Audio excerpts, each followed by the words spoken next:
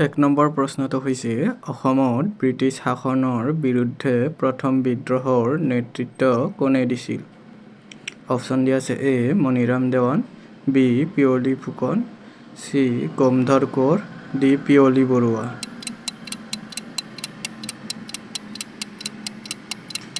ইয়াৰে শুদ্ধ উত্তৰটো হৈছে চি গমধৰ কোঁৱৰ। অসমত ব্ৰিটিছ শাসনৰ বিৰুদ্ধে প্ৰথম বিদ্ৰোহৰ নেতৃত্ব গমধৰ কোঁৱৰে দিছিল। ২ নম্বৰ প্ৰশ্নটো হৈছে অসমীয়া সাহিত্য বুৰঞ্জী গ্ৰন্থৰ লেখক কোন? অপশ্যন আছে A Nathan Brown, option B Jatindranath Duwara, option C Debendranath Bezbaruah, option D Gunabhiram Barua.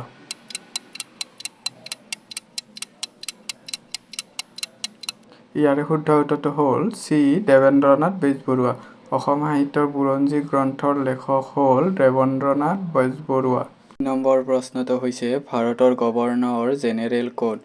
Option দিয়া আছে A Lord Canning, B Sukumar Sen, C Lord William Bentinck, D এটাও নহয়।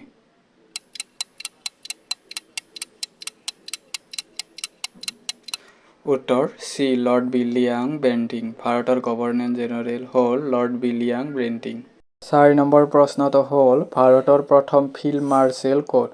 অপশ্যন দিয়া আছে A G B Mavalankar, B Manekshaw, C Mihir Sen, D Sreeshankar Kurup.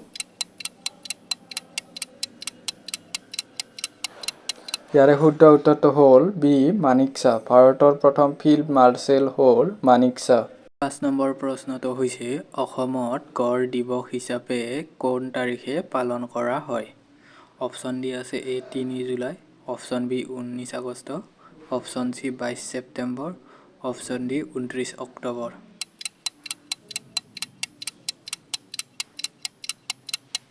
ইয়াৰে কাৰেক্ট এনচাৰটো হৈছে চি অপশ্যন ২২ ছেপ্টেম্বৰ। অসমত গড় দিৱস হিচাপে ২২ ছেপ্টেম্বৰ তাৰিখে পালন কৰা হয়। ৬ নম্বৰ প্ৰশ্নটো হৈছে অসমৰ কোনখন জিলাত শ্ৰীসূৰ্য পাহাৰ আছে? অপশ্যন ডি আছে A Goalpara, option B Dhubri, option C Kamrup, option D Darrang.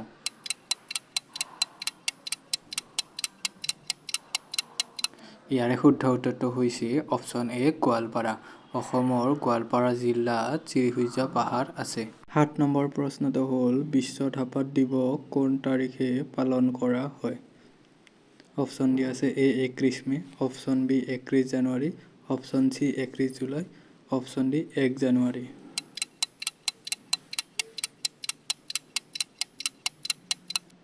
ইয়াৰে শুদ্ধ উত্তৰটো হৈছে অপশ্যন এ ৩১ মে। বিশ্ব ধাপাত দিৱস ৩১ মে তাৰিখে পালন কৰা হয়। ৱৰ্ল্ড মিল্ক ডে বিশ্বৰ কোনটো তাৰিখে পালন কৰা হয়? অপশ্যন ডি আছে A ১ May, option B ১ June, option C ৩১ May, option D ৩১ June.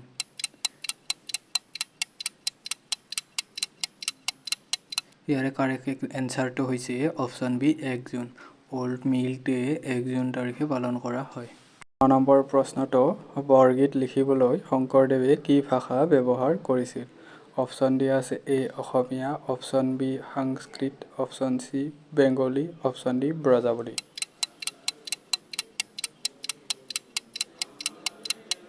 ইয়াৰে কাৰেক্ট এনচাৰটো হ'ল অপশ্যন ডি ব্ৰজাৱলী। বৰগীত লিখিবলৈ শংকৰদেৱে ব্ৰজাৱলী ভাষা ব্যৱহাৰ কৰিছিল। শেষৰটো প্ৰশ্ন হৈছে কোন জিলাত গৰম পানী অভয়াৰণ্য আছে? অপশ্যন দিয়া আছে A Golaghat, option B Karbi Anglong, option C Sivasagar, option D Dibrugarh.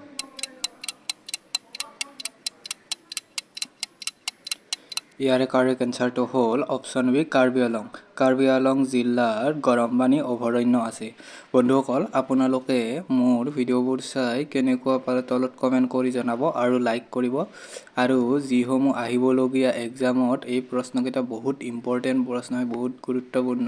চ' আপোনালোকে ভালদৰে চাই যাব আৰু পাৰিলে প্ৰশ্নকেইটা লিখি ৰাখিব। আৰু মোৰ ভিডিঅ'বোৰ আগতীয়াকৈ পাবলৈ আপোনালোকে চেনেলটো ছাবস্ক্ৰাইব কৰি বেল আইকনটো প্ৰেছ কৰি ৰাখিব। ধন্যবাদ। আজিলৈ ইমানেই।